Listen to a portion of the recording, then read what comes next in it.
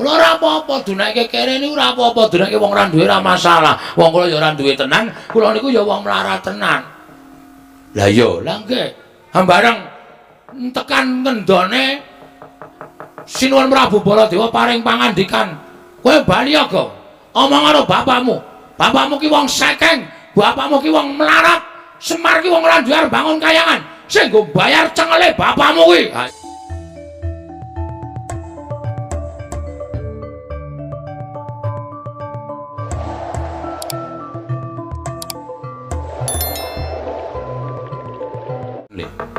Ketoke kaya mengejak Gojek ning kok Sinuwun Mandura kok kaya tenanan karo awake dhewe. Kowe aja nganggep nek Sinuwun Mandura ki Gojek. Arep kae pepunden, arep kae iki bendara ning arang-arang ketemu karo awake dhewe. Tur kae mbelani Sinuwun Darawati ya tenanan. Nek perkara leku gelut karo Sinuwun Prabu Mandura aku ora masalah. Terus Sinuwun Mandura nglumpukke anak-anak Pandhawa. Ndara Garukaca, Ndara Antarja, Ndara Antasena. Dikandani mbok menawa ling ngendikake Kuntul dikandhake bak dandang dikandhake Kuntul. Lelakon kasunyatan dikandhake ora nyata. Wekasan sing dadi punjering keluputan awake dhewe. Terus anak-anak Pandhawa do ngoyak karo awake dhewe merga wis padha diseni swara karo Sinuwun Mandura piye. Ngene terus saiki. Nek mitrataku lho, ya. Nek mitrataku saiki ngene wae. Terus piye karepmu? Bangane awake dhewe kalah diajar karo anak-anak Pandhawa sing jeneng cacing kepidak menungsa ngolek kuwi ora ngrasake lara ning butuh males. Nek kowe arep dikapak-kapake aja gelem mergo awake dhewe madeg ana ing bebener. Sapa wae sing arep mulasara karo awake dhewe, sapa sing arep gendak sikara karo awake dhewe kudu wani. Sing maju anak-anak Pandhawa ki justru kuwi arwane awake dhewe ki dhek ora iso mikir wae piye. Nek kira-kira nyekel karo awake dhewe wani rasa semelang. Oh iya. Apa jan? Nek nganti awake dhewe mati, wong urip semene akeh iki mung do antri modar. Tur mati urip ki gumantung karo sing gawe jagat. Mati urip ora gumantung karo Ndara Garukaca, Ndara Antarja, Ndara Antasena. Isa kowe musuh Ndara Garukaca, Ndara Antarja, Ndara Sena. Kowe perang karo nom-noman Ngamarta menang lho ora gleleng. Wong ki anggere wani budidaya apapun itu iso terjadi. Ya wis, aku manut karo kowe. Oke. Nek do tekan kene kira-kira arep ngajar karo awake dhewe, krubut loro. Oke, siap. Sik, aku tak ganti. Ya. Ora ganti sing ngene iki. Wah, nganggo training tok. Iki nggo pencak ra beres. Oh iya. Wis pokoke ora usah semelang. Aku wis ganti kathok abang ngene iki. Asli aku mengcek nguyuh. Lho. Nguyuh. Dadepi tra aja semelang. Ya, bukti kula katur nggih, Den. Ya tak tampa pangestu tampan ngono ya Pitruk. Nuni nggih sangat anggen kawula mundi. Ndara Antasena? Ya, Gong. Bukti kula katur nggih, Den. Ya tak tampa. Kok pasuryane ora kaya adate? Mergane aku nampa pangendikaning Prabu Mandura. Yen to kowe wani karo Prabu Mandura, iya. Oh nggih, sampeyan rawuh mriki jalarane napa? Aku diutus karo Mandura. Ken nyekel kowe. Nyekel pripun? Tak bondo, tanganmu tak krincung sikilmu. Tak lebokke pakunjaran. Kok iso? Kok iso to? Kok ora aja dilebokke pakunjaran niku lak salah kula napa? Ha kula niku ora nglakoni napa-napa arep dirangket. Kowe wani karo pepunden padha karo kowe nampa keluputan. Kowe gawe isin pepunden Pandhawa. Kene ulungno tanganmu tak bondo. Bagong Sang tak bondo lebokke pakunjaran, ora tak pakani mati ning pakunjaran kowe. Sik, Mas. Masalah kowe nyekel aku monggo, terserah, ora masalah. Kula niki warga sing manut pernatan hukum negara Ngamarta.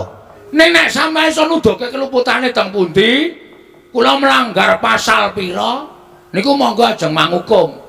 Nek mengke riyen menyingiliki kidik, wong niku nek ajeng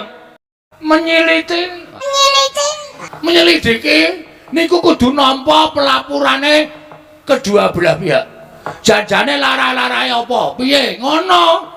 Ora kok nampa pelapurane kono terus kono dicekel, kene dibingkem ra entuk omong. Adil macam apa itu? Yo, saya tak takon karo kowe. Takono. Waton terang-terang. Sebab apa kok wani karo Sinuwun Mandura? Nah, ngono iki lagi adil. Sebabnya ngene Mas. Aku dikon Bapak. Yo.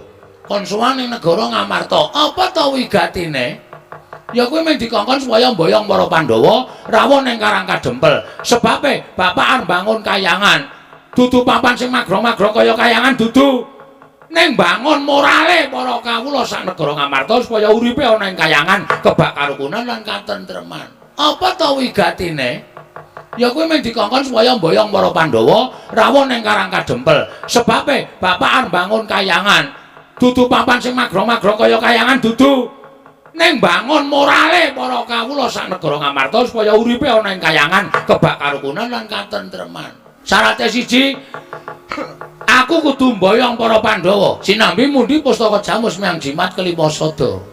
Rawuh Prabu Kresna ya ngendikake nek arep mboyong pustaka Jamus kelima sada dienggo tumbal wadaling negara Ndarawati merga Ndarawati ketaman pegebluk. Aku Subriya. Sinuwun Ndarawati iki Nalendra Titis Wisnu kok negarane ketaman pegebluk. Itu hal yang mustahil. Pegebluk iku tiba ning donya dienggo papan sing elek. Papan sing apik ora bakal ketiban pegebluk. Kula curiga. Ya nek Sinuwun Ndarawati niku tenan, nek palsu, nek mung arep gawe mboyong pustaka Jamus lima sada, napa mboten kapitunan? Kula ora apa-apa dunake kere niku ora apa-apa, dunake wong ora duwe ora masalah. Wong kula ya ora duwe tenan, kula niku ya wong melarat tenan. Lah iya, lah nggih. Hambareng tekan ngendone Sinuwun Prabu Baladewa paring pangandikan. Kowe bali aga. Omong karo bapakmu. Bapakmu ki wong sekeng, bapakmu ki wong melarat. Semar ki wong ora duwe arep bangun kayangan. Sing nggo bayar cengele bapakmu kuwi. Kula ora apa-apa dunake kere niku ora apa-apa, dunake wong ora duwe ora masalah. Wong kula ya ora duwe tenan, kula niku ya wong melarat tenan. Lah iya, lah nggih. Hambareng tekan ngendone Sinuwun Prabu Baladewa paring pangandikan. Kowe bali aga. Omong karo bapakmu. Bapakmu ki wong sekeng, bapakmu ki wong melarat. Semar ki wong ora duwe arep bangun kayangan. Sing nggo bayar cengele bapakmu kuwi. Rasane ngene, Mas. Perasaanmu sebagai anak. Yo. Nek bapakmu DC piye? Aku nesu. Wong mau tak ajar mergo ngino karo bapakku. Padha aku. Bener sawa saiki petungan. Ujebul lelakone ngono kuwi to. Heeh. Abu Baladewa terus sapa sing cilik gedene 20 nganti duwe kula? Menang boyong pustaka Jamus lima sada. Kula tataki tandane Prabu Baladewa. Ngoten? Mula niku sampeyan iso metung, sampeyan iso mikir. Ngoten? Pripun kok iso kedadian kaya ngene iki? Sampeyan arep belani sapa? Sampeyan arep belani Prabu Baladewa? Ora masalah, ora masalah. Sampeyan mungsuh karo kula. Jajal ye. Nek menang sampeyan, Piyai Seminakae wis nglumrahke, lumrah Antasena Satriya. Nek menang kula, sampeyan isin selawase. Ora dadi critane ngono to. Aku wis omong. Kuwi ladalah. Ora ladalah iki serius. Ayo golek got sing jembar. Rupawani jembar wani, padangane wani, petengane apa meneh. Ngono nek aku ngewangi Siwa Mandura, salah aku, Gong. Salah karo ora iki gantung sampeyan menggalih. Monggo, ngewangi Baladewa. Oke, ora masalah. Sampeyan bantu kali kula, matur nuwun. Tegese sampeyan nom-noman sing sadah sute piye kok ngrangkul iki. Truk, ngati-ati lho, truk iki aku dibanting tiraka lho. Ora Ndara Antasena wis eling kok, Gong. Eling piye maksude? Eling ngrangkul kuwi nek dhek salah. Iki ketoke sikile kok mlebu-mlebu nang ndi? Nang tengah-tengah sikilku kok banting. Maksude piye kok ngrangkul iki? Truk, ngati-ati lho, truk iki aku dibanting tiraka lho. Ora Ndara Antasena wis eling kok, Gong. Eling piye maksude? Eling ngrangkul kuwi nek dhek salah. Iki ketoke sikile kok mlebu-mlebu nang ndi? Nang tengah-tengah sikilku kok banting. Ngapura ya, Gong. Mboten napa-napa. Aku salah. Kan sampean niku canom kadang kala nek entuk pelapuran terus emosi yang dipakai tapi hati enggak terpakai. Terus mengubyang-ubyung ngalor kidul. Yo barang digenake aduh getun aku, getun tiba mburi. Yo. Ya wis nek ngono aku salah. Terus pripun iki? Kowe tak ewangi aja kuwatir. Aku tak ngewangi karo kowe entuk ya, Gong. Entuk. Iki sing tekan kene ya kuwi Kakang Haruto Kakang Antarja. Nek ketemu karo kowe nek kowe muni-muni kaya unek-unek kaku iki mau mesti kowe diajar malah. Mergo kae watake beda karo aku. Ya aja kuwatir. Aku tak manjing ning awakmu. Manjang iki? Ya. Nane. Tenan. Nek kowe tak njingi, kowe diantem ora ngrasake lara, dipateni ra iso mati. Wah, gleleng iki terus. Kowe ngampet ambegan. Nun, Ngampet ambegan. Aku mlebu sarana sukma. Kowe nek wis tak njingi, kowe iso ambles bumi, kowe iso dikapak-kapake ora apa-apa, kowe iso mabur yen perlu. Aku tak mancing ning awakmu. Wis petukno Kakang Garukaca, ning nek kowe ora dipiloro, aja miloro. Slamodar. Ning ngampet esket mau Ya tak mlebu. Wis. Lho kok ora to? Wis mlebu kok. Aku ya gumun kok Ndrantasena kok ilang lap. Terus ming ana bayangan mlebu ning awakmu slop ngono. Sampeyan teng pundi, Den? Ning awakmu. Tenane. Iya. Wis aku wis ning kene. Matur nuwun nggih. Ya. Terus niki kekuatane Kowe arep ambles bumi, ambles bumi. carane Ngawet ambegan. Bumi pandengen terus engko sirahmu tok jebleske bumi engko ora bablas. nek bumi tak pandeng sirawa jebleske menyonyo sampean tak ajar lho. Ora, tenan. Wis Wis. pandeng tenan karo batin. Niat ingsun ambles bumi. Yen ingsun ambles bumi. Wis tibakno. Bajigur iki piye ta iki? Ana ijopone. Kula kelas kali kula kolak-kolang kali Kilen kali kender kali kula kilen kileng-kileng. sing urut, nek ora urut ora iso lho. Nggih. Kala kula kender kali, Kula saya kelas kali sik, kelas kali sik. kala kula kelas kali kula kolak-kolang kali kilen kula kilen kender kali kula kileng-kileng. Coba. Haji kilen kali kender kali kula kilen kileng-kileng. Sing urut, nek ora urut ora iso lho. Nggih. Kala kula kender kali, Kula saya kelas kali sik, kelas kali sik. kala kula kelas kali kula kolak-kolang kali kilen kula kilen kender kali kula kileng-kileng. Coba. Haji kilen kali kender kali kula kilen kileng-kileng.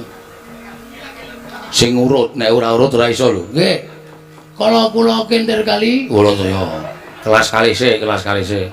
kala kula kelas kali kula kolak-kolang kali kilen kula kilen kender kali kula kileng-kileng. Coba. Haji kilen kali kender kali kula kilen kileng-kileng. Sing urut, nek ora urut ora iso lho. Nggih. Kala kula kender kali, Kula saya kelas kali sik, kelas kali sik. kala kula kelas kali kula kolak-kolang kali kilen kula kilen kender kali kula kileng-kileng. Coba. Haji Gus, Apa? nek Petruk ya saged. Waton Petruk apal mantrami ya iso. Kula kelas kali kula kolak kali kilen pasang kinten kali kula kileng-kileng. Ayo pokoke maju. Ayo, pokoke iki gleneng iki. Heeh. Ndara Garukaca arep tak wedeni awar ambles bumi. Ya. Ayo takoni wae, Truk. Ya. Ndara Garukaca Iya Bagong. Ndara Garukaca, iya Petruk. kok mandhap saking Dirgantara mboten menehi sasmita mak jeluk. Bagong, Non, Petruk kon maju. bentar kowe. Wonten dawuh, Den. Petruk, Non, kowe tak takoni jujur. nggih. Kowe wani karo Siwa Mandura. Nek pancen bener tegese kabeh sing dikendikake Siwa Mandura mau kabeh nyata. Pancen nyata, kula wantun Sin Prabu Mandura, malah kula wantun mlebeti sayembaranipun Sin Prabu Mandura. Tekan kene aku bakal mbuntut tanganmu ngrincung sikilmu. Mapano. Yen perlu kowe bangga kepancat pundhamu tak gembol ndasmu. Aku isin di ati karo kowe. Tinimbane kowe memirang marang lenggahe para putra Pandhawa mapano sirnake babar pisan. Nuwun sewu, Den. Nek perkara kula ajeng mampet jai mboten napa-napa. Mboten apa-apa. Ning nek pancen kula salah, nek pancen kula kleru. Ning nek kula mboten salah, kula mboten kula arep dipateni niku terus Petruk niku menungso kok dipadake kewan. Kewan niku ora kleru ora salah, dipateni menggo pemarem matine para menungso-menungso niku. Apa to sebabe kok Petruk wani karo Sin Prabu Mandura? Petro niku sajake dadi abdi ora tau wani karo sapa-sapa wae. Ora tau. Sing jeneng tembung kasar niku aja dianggap kasar, ning kadang kala niku katresnan. Ning tembung sampeyan iki wau mboten wonten tembung katresnan. Niku tembunge wong sengit. Ngono ta kowe? Kok dadi sampeyan ora keli kajawab sampeyan niku lho omong. Wis cilik nganti gedhe loro ati kula. Sampeyan ngrasa mboten? Sampeyan niku kula omong wis cilik. Nek karo bapak sampeyan nek mau omong Ndara Werkudara niku kau. Anggere sampeyan Ndara Werkudara ora kebeneran. Gatot.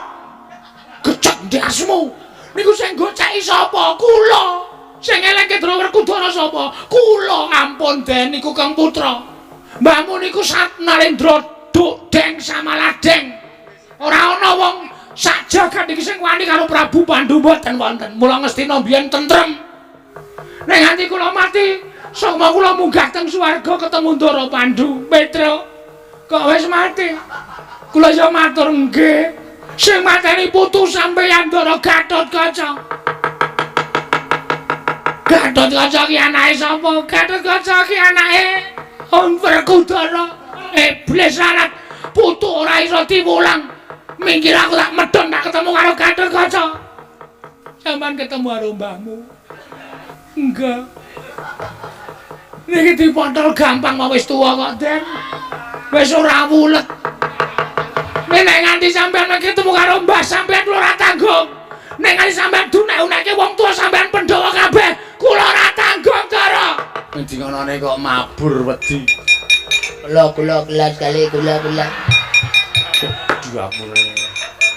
Ora sah nganu, ora sah diapalke. Terus pokoke kowe arep ambles bumi kari batin tok. Oh nggih. Contoh apake? Tak tangisi. Kowe kok iso nangis? Monggo kowe ora tau nangis lho, Tru. Anakmu mlebu rumah sakit kowe nanggap dangdut tok. Cengelmu ora. Ora ndek perasaan kok soalé. Ha ta Ndara Antarja diladeni. Oke, Gus. Apa? Niki makane sing maju Ndara Antarja gelut nggih. Yo. Njajal kula sing Kang Supanadine musuh kakange menang sapa? Yo. Ning kono iso nyembur. Hah? Kono iso nyembur. Sampeyan iso mboten? Iso. Kowe engko anggere arep nyembur, dhehem sik terus tok semburke. Kuwi sembure saka aku. Oh, siap. Arep nyekel Petro tandinge iki. Anake Ndara Gatotkaca sing mangka papat. Ki onter-onter cilik. Aku ya iso nyembur. Aku ya iso ambles bumi. Mungsuhku aku ayo. Amer. Wiwit kapan kowe iso ambles bumi? Kaget lho, ya. Edian. Lagi iki aku weruh Bagong iso ambles bumi. Oh, aku aja kok ngemblesi bumi. Kowe Bagong nggih. Aku goleki Petro. Petro ora ana wis bali. Aja ngapusi. Ngapusi aja takon terus tok. Kendarak tak ajar dintangani Antarja. Aku aja tak anggap Bagong wingi. Mulai bengi iki Bagong Digdaya Dukdeng Samaladeng. Ateges tinatah mendat jinara ngentir.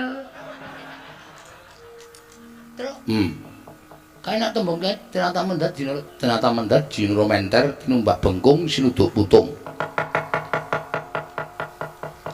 Tinatah mendat jinara menter tinumbak bengkung sinuduk kecil-kecil. Wong sinuduk putung ngono lho. Ora wedi. Aku ya ora wedi. Sirmu arep ngopo? Nyekel Petro. Petro kakangku. Petro masuk angin kowe tak keroki. Tak tambahi tak blonyo minyak angin. Kok Petro mati arep diame-ame. Anggepmu apa? Ora wedi. Aku ya ora wedi. Sirmu arep ngopo? Nyekel Petro. Petro kakangku. Petro masuk angin kowe tak keroki. Tak tambahi tak blonyo minyak angin. Kok Petro mati arep diame-ame. Anggepmu apa? Kowe iki nom-noman. Kowe iki pondasi bangsa negara Ngamarta. Aja gampang kena wadule wong sing ora seneng karo Bagong, ora seneng karo Petro. Terus apa-apa tok tandangi, apa-apa waton nyendikani dawuhing wong tuwa. Wiwakku Mandura. Harus ora urusan arep wakmu, arep abon, arep tengkleng terserah. Baladewa ki ya rong karuan bener. Nyatane Siwa Mandura ngendika kaya ngono. Lelakone sing sejatine ora kaya ngono. Nek pancen aku dadi parang-parang apa? Ora minggat suara aku. Sembur meloso awakmu. Pamer kowe putu ula, iya. Kowe putu mbahmu dewane ula. Ora masalah. Semar ki ya dewa. Semar ki Sang Hyang Ismaya. Kae kakane Bathara Guru, kae aja kok nyembur. Nyemprot wae iso kae. Buktekne Bagong ki anak Semar. Sing pancen wis diparingi jaya kawijayan guna kasantik. Yen kowe iso nyembur aja sumbar. Aku semburen. Nek aku tok sembur aku gletak. Aku ora eling. Aku ngakoni kalah. Nyoba ye. Ayo nyoba jajalan. Ayo.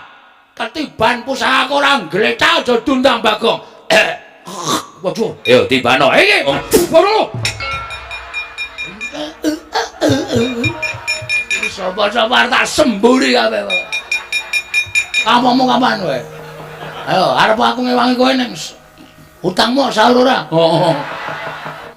Aduh guru. Kapok ora. Ayo ra nonton ndoro-ndoro jae gletak gitu lho. Ora gleleng aku. Ora main-main aku ora seneng carane kaya ngono Gong. Aku wegah. Weh, lah ora sambat. Melonyo awakmu. Oh, gleleng aku. Heeh. Awak wis Wedan. Gleleng kowe iki urip apa mayat hidup to? Kok mengisis saiki? Hah? Kok mengisis? Dan Apa? kok mengisis? Sajae racune wis entek. Waduh. Wah, niki mboten. Oh, metu ra omong-omong. Ogah ana. Sunane metu iki omong. Omong meneng wae. Bangeten iki Kakang Antarja ora eling tak tambanane. Nek nganti ana apa-apa ndak malah ora prayoga. Nggih. Wah, gugu karepe dhewe. Mesti tok bantu Dimas. Heeh. Mergo iki ora salah Kang. Aku nek karo wong ora salah ora bakal tumindak elek. Tur malah wonge tak bantu. Tur dasare Bagong ya ora kleru, Petruk ya ora kleru mergo mbelani bapakne. Rungokne kuwi. Ora mung waton gugu karo omongane Baladewa. Ngene wae Kang, saiki Kakang ambles bumi. Rasa ngetok nek dukane Siwa Mandura. Mulane tak kondelik. Lah Dimas arene ndi? Aku ya tak ambles bumi. Kowe aku lho. Wis urusan dhewe. Oh, pahit iki pisan. Urusana dhewe. Aku karo Kakang Antarja tak ndelik sik.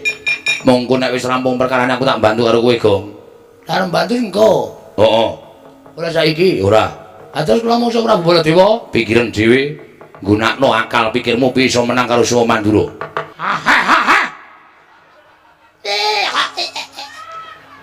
Patih ora nggih tata krama. Temu sapa-sapa. Antel sisan kowe. Muni ana. Wanggre sing guyok jejeri sandal cangkem. Gong ora kasar men sengit aku. Wah. Aduh ra iso ngampet aku. Waduh Bagong getake matane kaya arep cepling-cepling kok. Waduh. Jero nun. Oh mulih ora. Mboten kaya bali kene pun barang Pandhawa mundi pustaka Jamus Lima Sada. Dajar Gong. Yo. Wis ra ana ampun nek. Heeh. Yudu bendara ya ming tepung ngono wae. Ha iya. Jandak mati dening aku Gong. Sorry. Aku ana wong nyambut gawe ya sliwar-sliwer.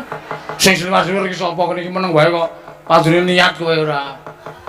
Ya ora karena ya karena kleru saya abot ki sing tanggo nuthuk ki gobek. Panuswane jajaran Petruk kantong bolong. Bolongan Bagong, bolongan Petruk. Ora minggat greten negara dasmu tadi. Arep ngopo saiki lho, Siwa Mandura wis nesu tenan duka tenan. Petruk kantong bolong ora minggat sing paning Prabu itu greten negara jeblok wetengmu. Jeblok tenan iki kok. Aku iki senengane ngono kuwi ta. Ngene wae didum le. Oke. Sing maju wae aku. Apike ki wangun-wangune sing maju kowe. Ah, telek. Endo saka kahanan. Kowe ngerti ora sing disumbari Mas apa? Ya krunguku. Anu wae Jenderal Petruk Kantong Bolong. Sing jeneng Petruk Kantong Bolong ki sapa? Ora ana jeneng kok Bagong Kantong Bolong ki ora ana. Iye kuwi. Ora piye iki terakhir iki kowe. Ah. Bapakku Semar. Aku ngerti, najan aku matur saka kene ning bapak mesti midanget. Mergo bapak ki wong Digdaya. Kanan kaya kene iki bapak mesti bantu karo Petruk Kantong Bolong. Lah tak pethukke kok sembrono, nek tak pethukke aku mesti tekaning pati. Nek ora tak pethukke bapak penjangkane ora bakal kelakon. Sik, kowe iki ngopo kowe iki? Wes sing arep nenggolo bapakku kowe ya. Kepro watu. Sik, gong. Hei, mbok dimatke. Sik.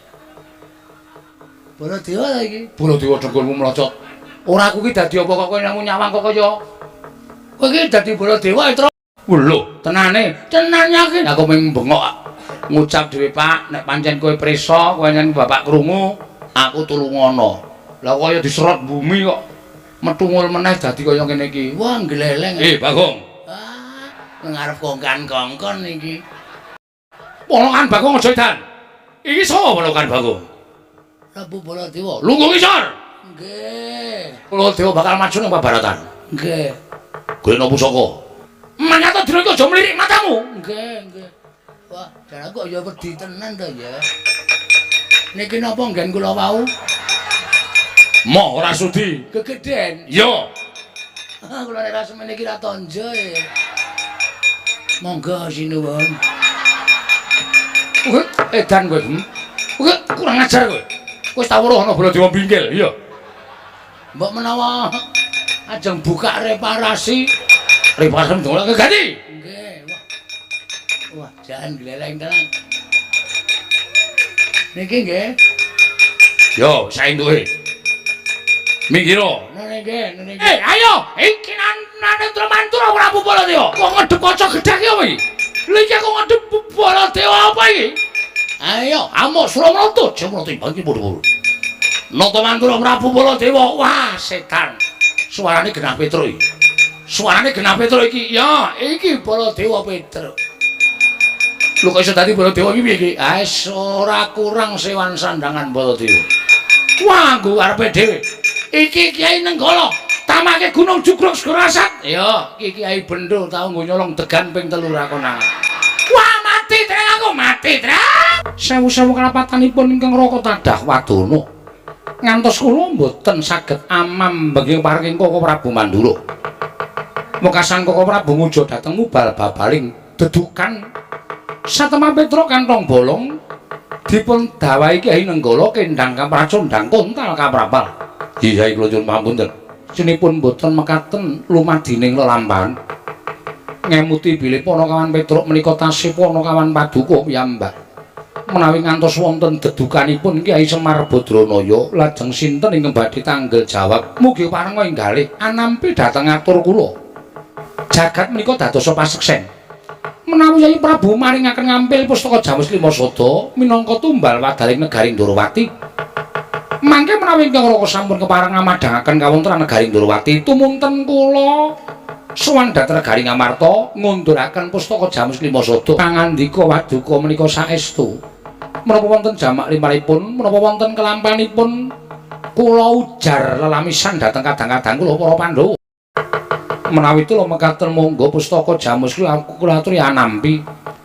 Mangke menawi negari Ndorowati sampun ketingal padhang kula suwun kanthi sanget Paduka pareng wangupaya wonten pundi durungipun Petruk inggih damel srana padhang lelampahan negari Ndorowati. Mangke menawi kula sampun kepareng damel padhang tumunten kula ngunduraken pusaka sinambi angampi Paduka Kanjeng Koko Prabu nderekaken kondur dhateng Mandura. Ngono Kresna. Inggih. Ning aja goro ya Yai Prabu. Mboten Koko Prabu kula nyuwun pamit. Yo sing ati-ati. Lah kok dadi ora kaya adat sabene. Pendak-pendak pun ngakang rawuh ning Praja Ngamarta mesti entuk panembrama ingkang banget gawe bombong penggaling pun ngakang. Nanging kok kaya ora sabat sabene kok pating cilinguk. Kok Prabu Mandura wonten menapa? Gusti to. Kowe aja gawe bingung Kresna. Kowe aja gawe bingung. Lagi wae mungkur lah kok dadi kowe sowan maneh ana Praja Ngamarta. Siap dirawuh maneh. Malah sajake tambuh perkara iki. Kowe lagi wae mungkur saka negara Ngamarta nggawa pustaka Jawa Slima Sada ing wigati bakal kena nambak rengkaning praja. Lah kok malah siap ditekan rawuh nang papan kene meneh. Mekaten kok Prabu. Yo, Setyaki wonten timbalan. Wis ngerti aku. Wonten menapa? Iki ana Surya kembar. Ingkang mojokake lawan Nata ing Ndarawati. Nuwun pangapunten menawi kula mboten dangu lan panjenengan. Nanging kula badhe dangu dhateng kadang kula panengah inggih menika pun Arjuna. Yen liyane pun Kakang ora bakal percaya, nanging yen Siadi pun Kakang kumandel. Merga kandeling kapercayanku Arjuna ing ngendi ana pun Kakang ing kono ana Siadi. Presanana sarana jati permana, tegese permana jati paningal batin. Sing mboyong pustaka Jawa Slima Sada kuwi pun Kakang apa dudu Janaka? Bilih negari Ngamarta kadatengan telik Mangindrajala. Durjana ingkang dusta pustaka Jawa Slima Sada mimba paduka Kanjeng Koko Prabu. Wis mireng to. Dudu caping pun Kakang nang ngatur Adi Mulanang Madukara. Dadi ora pun Kakang bakal golek utawa pun Kakang ora bakal gawe perkara iki. Celana menungsa ingkang madha rupa kelawan Nata Ndarawati. Werkudara ngeri wong utuh apanane. Apa sing tak weruhi ya kuwi ingkang dadi kasunyatan. Monggo tak sawang. Sing boyong pustaka Jawa Slima Sada kuwi Kresna kakangku. Perkara kuwi nganggo aling-aling Janaka sakarepmu. Ning sing boyong pusaka wujude Kresna, baline pusaka ya saka kuwi. Ora iso gawe baline pusaka. Wah, ora sudi ngakang kadang-kadang wong dosa, wong kau. Nadyan wong mloho nanging ngucape sarwa bener. Apa yang kedadian ning negara Ngamarta iki pancen wujude Yai Prabu ingkang boyong pustaka Jawa Slima Sada. Kula nadyan kanthi aling-aling Janaka. Aku ora bakal percaya baline pusaka saka kowe. Yen nganti ora iso gawe baline pusaka negara Ngamarta pustaka Jawa Slima Sada, kowe mirang-mirangke pun Kakang. Kowe ngisen-isenke Nata Mandura sebab aku tekan kene iki sing nganti Siadi, sing ngajak Siadi. Ya pancen kudu kaya ngene lakon iki kudu tak sandang. Mula wajibe penandang kuwi mung disandang. Inggih. Lakon kuwi adile mung dilakoni. Kasinggihan mekaten. Kepareng paduka, ayo budhane Karang Kadempel sowan Kakang Semar. Iya. Merga Semar kuwi ora iso digagapi. Semar kuwi guyu durung karuan seneng atine, Semar kuwi nangis durung karuan seneng utawa sedih atine. Inggih. Nyun mangapura wonten Kakang Semar, sawise kuwi apa kang didhawuhke dening Kakang Nayantaka? Kowe karo aku mung nyendikani dawuhing Kakang Nayantaka. Swawi Koko Prabu kula dherekaken. Ndara kula, Den. Ndara Kresna ing Ndarawati. Sarawuh jengandika kula ngaturaken bekti kula kunjuk Ndara. Ya Kakang Semar. Ndak tampa gawe gedhening atiku ora liwat pangestuku tampanana Kakang Semar. Nggih, kula pundi nggo jimat. Ndara Janaka bekti kula nggih, Den. Ya Kakang Nayantaka, ndak tampa tiba sepadha-padha. Bekti kula, Den. Ya Bagong ndak tampa. Iya, Bagong ndak tampa. Bekti kula, Ndara. Ya Nala Garing ndak tampa. Iya, Nala Garing ndak tampa. Enten apa? Lah kok sampean priyagung kok rawuh enten Karang Kadempel. Mestinipun panjenengan namung nimbali kemawon kula sampun sowan kok, Den. Ngelingi marang lakon ingkang dumadi marang praja ing Ngamarta. Mestine Kakang Semar ora bakal kekilapan. Apa to sababe dene Nata Ndarawati sowan marang Karang Kadempel? Sampeyan ajeng aku yen to nandhang keluputan. Sampeyan ajeng aku yen to kabeh niki merga saka Nata Ndarawati. Nek miturut ature Bagong pancen ngoten. Mila kula sagedipun namung nyuwun dhateng ngersanipun Gusti, pusaka aja ilang. Petruk aja nganti keneng napa-napa. Sing kudune kuwatir niku sampeyan. Akeh sing padha prisa sampeyan sing nggawa pustaka Jamus Kelima Sada. Akeh sing padha wuninga panjenengan sing ngasta pustaka Jamus Kelima Sada. Mula akeh-akehing para warga, akeh-akehing para kawula sami mestani nek pustaka menika sing ngasta Sinuwun Ndarawati. Mula niki nek sampeyan ora ngresiki asma panjenengan piyambak menika mangke badhe banger bajing lho, Den. Sampeyan ajeng ngresiki asma sampeyan piyambak pustaka manggoleki Kejaba saka niku Petruk nggih manggoleki. Petruk mati kuandane mang beto teng Karang Kadempel kura ruktine sak tataning panembah. Ning nek Petruk isih urip syukur mangayu bagya seketi jumurung. Mboten yen pancen mengko aku ora bakal selak. Aku nyuwun pamit bebarengan kaliyan kadangku Arjuna. Aku tak ngupaya menyang ndi dununge pustaka Jamus Lima Sada. Mengklungen anggen kula ngentosi dhateng rawuh jengan ndika. Kanthi dene ngentosi Sileming Palawa gabus kumambanging Sila Kresna. Nanging tumunten Maduka Bapa Penemban Dewa Kahana rawuh wonten negari Ngawu langit. Andadosaken kejot raos sing manahipun ingkang putrapun Dewaning Ret. Penemban Kaki Prabu wonten timbalan jumbo kelawan ingkang nate mbok aturake marang wong atuwamu aku. Nggonmu kepingin lan kepi-kepiku macelu lenggah dampar kepraboning Ngamarta. Jumbo kelawan sabdaning dewa ingkang wis mbok tampa. Sira bakal dadi nalindra ingkang anjayeng bawana waton lenggah dampar praja Ngamarta. Nggih. Tumulipun bapa budal saka negara Ngawu langit tanpa pamit marang anak Prabu Dewaning Ret ingkang wigati gawe srana piye supaya panjenenganing anak Prabu bisa lenggah dampar ing Ngamarta. Ingkang ndak asta iki aran pustaka Jamus Myang Jimat kelima sada. Wondene daya kekuwatane sanyata iki dadi kekuwataning para Pandhawa. Pandhawa kelangan pustaka Jamus Lima Sada. Ngibarate pepes bayu kang tapis ora duwe kekuatan. Yen to anak Prabu bakal lenggah dampar kepraboning Ngamarta, waton mundi pustaka Jamus Lima Sada ndak kira iso ngrangket para Pandhawa lan panjangkamu bakal kelakon nggih wong tuwa kok dura kelawan anake dhewe. Jer iki dadi kamuktening anak Prabu Dewaning Ret. Walah dalah matur sembah sewunun ingkang pepindhan. Dene semanten anggen paduka mbudidayakaken supados ingkang putra kasembadan panjangkanipun Mremban. Samangka aku mung kepengin ngerti kepiye kekarepaning anak Prabu Dewaning Ret. Pate wonten dawuh. Kret lampit saperangan para wadyabala. Mremban bincang entosi menapa sakmenika entosi menapa? Dinten mangke bari kula bondo para Pandhawa kula lenggah dampar keprabon ing negari Ngamarta. Kakun marang aku Raden Janaka, kowe sapa? Nalindra Ngawu langit Prabu Dewaning Ret. Kepasang Yogya katujuh ngene Raden. Dene aku ketemu karo Raden Janaka, mula gage tuduhna menyang endi papan dununging negara Ngamarta. Apa wigatine dene kowe bakal tumuju marang negara Ngamarta? Ngerti yo? Bapa Mremban Dewa Kana iki wis geduga nyidra pusakaning para Pandhawa kang aran Pustaka Jamus Myang Jimat Lima Sada. Samangka aku yang bakal ningkes para Pandhawa lan aku yang bakal lenggah dampar praja Ngamarta mula duduhna papan pernahing negara Ngamarta Raden Janaka. Apa mloro ora ndedelok? Kowe nyumbari wong Ngamarta marolekno uripatmu gadekno gobokmu iki panengah Pandhawa Raden Janaka. Walah dalah sing edan nemoni macan. Ya. Ora bakal aku wegah. Ngibarate kaya ngethok wit sing gedhe ora tak jujuk deleke ning tak piprili pange. Murut jajalan Raden Janaka leganing atiku. Ndak sawaska kadohan nedenge Bandayuda. Mengsah kaliyan manang Pandhawa Raden Janaka. Iso menang apa kalah? Mremban.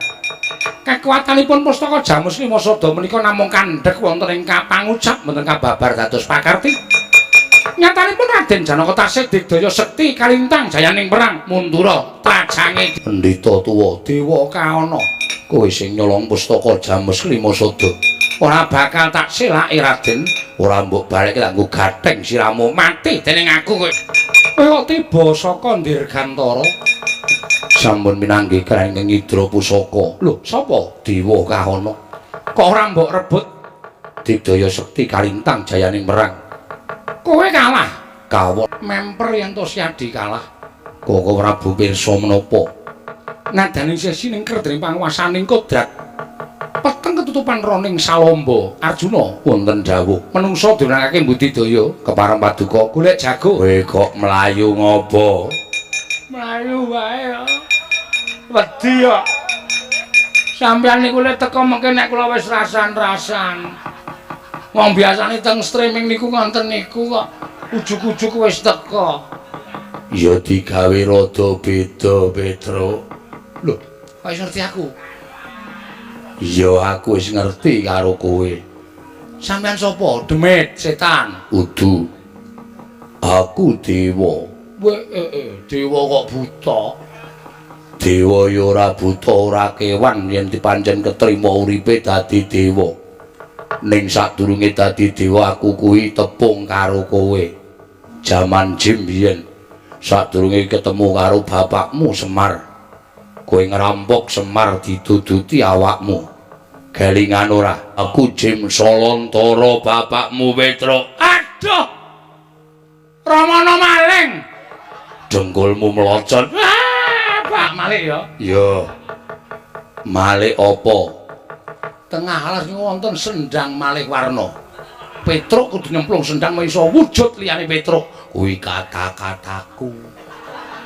Dadi Lopez. Pun saentene wayang. Ya, nadyan wujud kaya ngapa kowe tapa ngrame. Oh nggih, iki ana wong bar cukur ning ora dikerok. Nggih. Iki sapa? Nami kula Bambang Pengeluaran. Oh, Bambang Pengeluaran. Nggih. Ning ra nganggo pemasukan to? Ora nganggo pemasukan. Ngagem.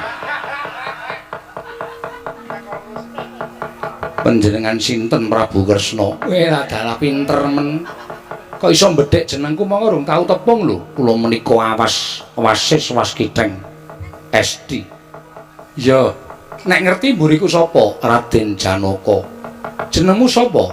Nggih kula Bambang Pangluaran. Tulungan aku. Aku ndek mungsuh Patenana, rebutan pustaka Jamus Lima Sada.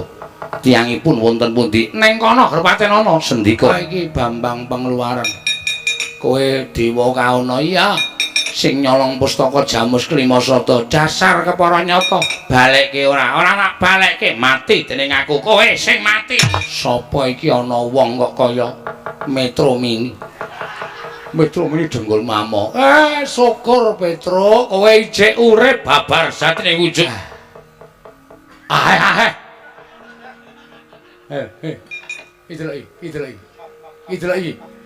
Iki delok. Apa? Kurang pirang menit? 5 menit. Sing nyolong pusaka ngamuk, Pak. Jenenge sapa? Dewa Kaana. Wah, tak trajaya Apollo. Barang kon tembang sit. Tuar. Ngontut kok iso mlayokke awak ya.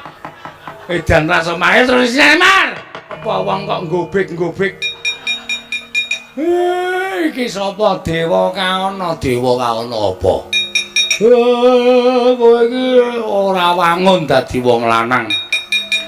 Kowe iki asine wedok kok dadi wong lanang. Aku lanang pendhita sing ngomong sapa?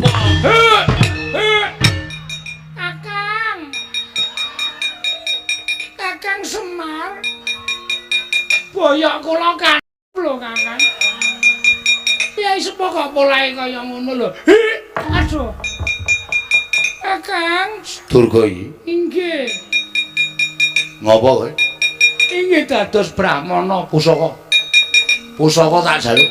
Ora tok wenehke tak ajar nganti lete-lete. Lete-lete. Kebablasan Kakang tele-tele. Tak ajar nganti tele-telete. Menika wujuding pustaka. Ya, tak trima. Iki arep tak nggo mbangun kayangan kowe bali. Inggih. Bali. Anak buahmu jak bali kabeh. Ganggu gawe warga Depok Jawa Barat kene. Mungsuhmu aku aja mbok obrak-abrik kerukunane Durga. Nyuwun pangapunten nyuwun pamit Kakang. Kanjeng Ibu sampun wangsul kados wingi. Dewa Srani anakku mulih Kakang Semar ngamuk Dewa Srani. Alhamdulillah. Pun paripurna Den. Iya Semar. Ndara Puntadewa. Wah, tindak mrene diderekke kembar. Syukur. Pustaka Jamus Lima Sada pun lenggah teng Karang Kadempel. Kantun nengga Pandhawa awit kula kanthi mbangun kayangan bangun kawula sakwetahipun gesang rukun masinamadan daya dinayan ayem tentrem manunggal wonten ing negari Ngamarta satemah mujudaken negari kang adil warata tias bagya mulya ndara.